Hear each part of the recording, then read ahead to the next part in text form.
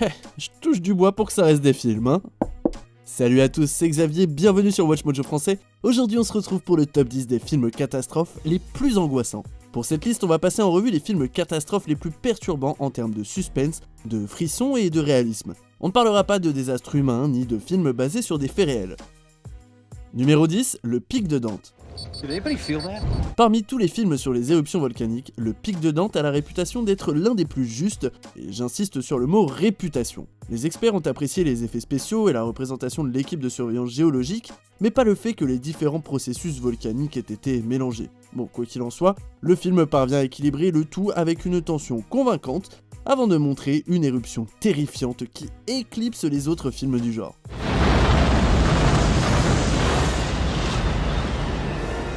Bon d'accord, en vrai, un lac va pas se transformer aussi vite en bain d'acide, mais en termes d'aperçu de l'apocalypse, ce film se pose là. En tout cas, cette scène est un de mes plus gros traumatismes d'enfance.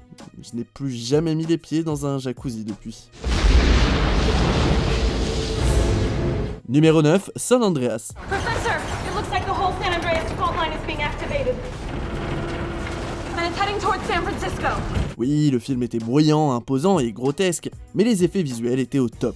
Et l'idée d'un tremblement de terre dévastateur en Californie était très réaliste. Dans San Andreas, le film catastrophe de Brad Peyton de 2015, Mère Nature démarre une baston avec Los Angeles et la baie de San Francisco. Et si The Rock fait de son mieux pour sauver tout le monde, on voit vite qui a gagné.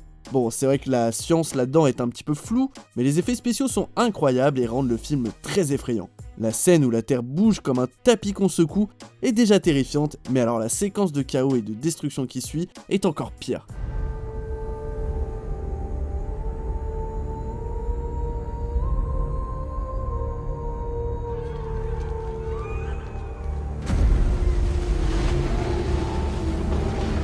Numéro 8, 2012. I wish I could tell you we could prevent the coming destruction. We cannot.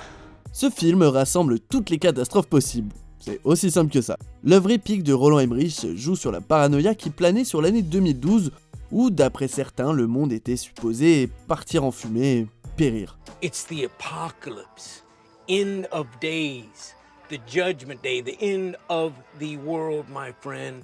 Bah ouais, après tout, cette année marquait la fin d'un long cycle dans le calendrier Maya. Mais du coup, le ciel allait nous tomber sur la tête. Bon, ça a pas été le cas, mais le film 2012 nous a foutu les jetons, c'est vrai. L'éruption du volcan de Yellowstone en particulier était terrifiante, surtout quand on sait qu'il pourrait entrer en éruption à l'avenir.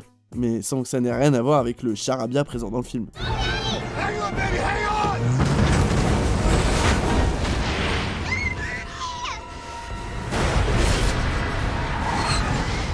Numéro 7, Deep Impact. This comet is larger than Mount Everest.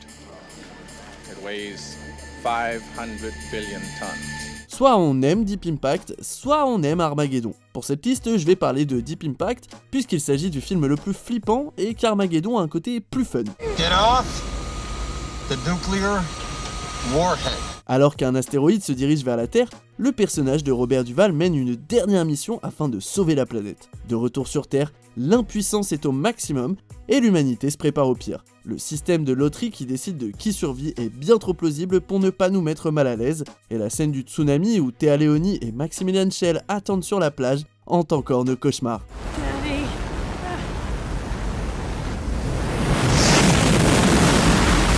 Numéro 6, Fusion. Alright, I'll put this as simply as I can. Everybody on Earth is dead in a year. Oui, c'est idiot. Bon ok, vraiment stupide. L'histoire selon laquelle le cœur de la Terre aurait soudainement arrêté de tourner est aussi absurde que le plan de notre héros à base d'explosion nucléaire. Now with this horrific breaking news, we go live to San Francisco, where Leo Jax has the story. Mais d'une certaine façon, l'improbabilité de leur mission la rend encore plus stressante. Je pense cela dit que le plus effrayant était le côté claustro de leur tâche, puisqu'ils ont dû creuser sous la Terre, loin de leurs amis, de leur famille et même des humains en général. Heureusement qu'il y a l'unobtainium, le matériau utilisé pour construire leur vaisseau. Malgré des scènes farfelues, certaines séquences mettent nos nerfs à rude épreuve et font transpirer les spectateurs autant que l'équipe. It's okay. It's okay. Numéro 5, l'aventure du Poséidon. L'aventure du Poséidon était l'un des films les plus ambitieux des années 70, et avec La Tour Infernale et Airport, ils ont mis les films catastrophes au goût du jour. On y suit le naufrage d'un bateau de luxe fictif, et pour un film sorti en 72, il est terriblement spectaculaire grâce notamment à ses effets qui ont été primés aux Oscars, excusez du peu.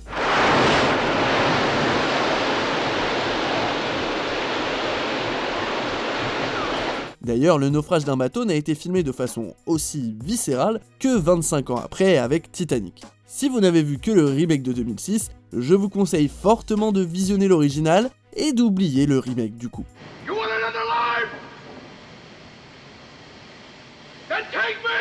Numéro 4, le jour d'après. Oh my God, Lisa, are you getting this on camera? This tornado just came and erased the Hollywood sign. The Hollywood sign is gone. Le jour d'après est un autre classique d'Emmerich, bruyant et déroutant, mais totalement captivant grâce à ses effets spéciaux fabuleux. Parfois on a juste envie de voir le monde se faire détruire, et dans ces moments-là, ce film n'a pas de rival.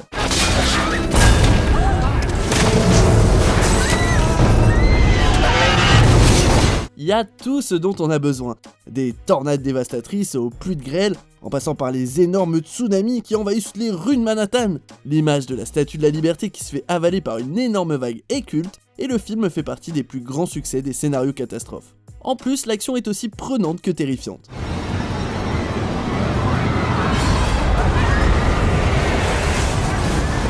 Numéro 3, les oiseaux.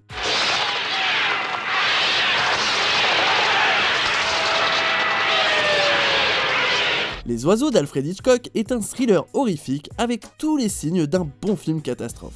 On a les signes avant-coureurs menaçants, avec les premières attaques d'oiseaux, et le fait qu'ils foncent dans les fenêtres. Puis les scènes plus intenses arrivent avec chaos et destruction, y compris un cadavre avec les yeux arrachés, un prophète et une explosion.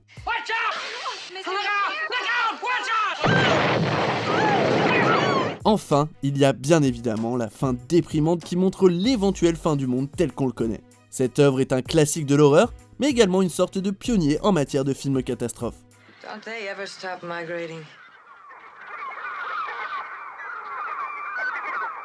Numéro 2, The Wave.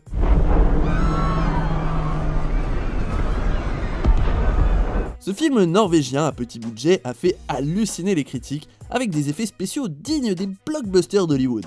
Inspiré des catastrophes naturelles des fjords de Norvège, The Wave suit une géologue et sa famille qui tentent d'échapper à un tsunami de 80 mètres de haut. L'histoire est simple et elle a pas mal de clichés du genre, mais son rythme lent permet au public de ressentir la tension et de s'attacher aux personnages, ce qui rend la destruction inévitable encore plus efficace. Un must pour tous les fans du genre, mais évitez la version anglaise.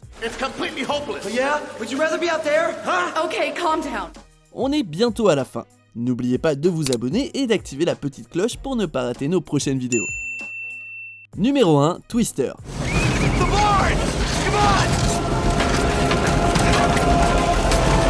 Il existe sûrement des films catastrophes apocalyptiques plus grands, mais aucun ne ressemble à Twister.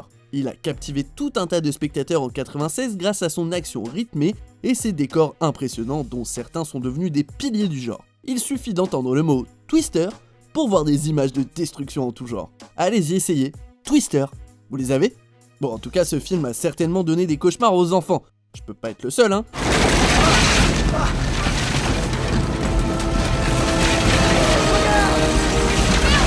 Mais les adultes ont dû être traumatisés aussi, et on se demande combien sont terrifiés par les tornades depuis ce film. Qui aurait cru que les recherches scientifiques étaient aussi badass ?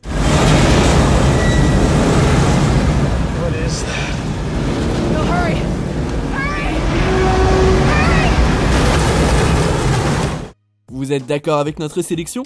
Dites-le moi en commentaire et checkez cette autre super vidéo de Watch Mojo Français.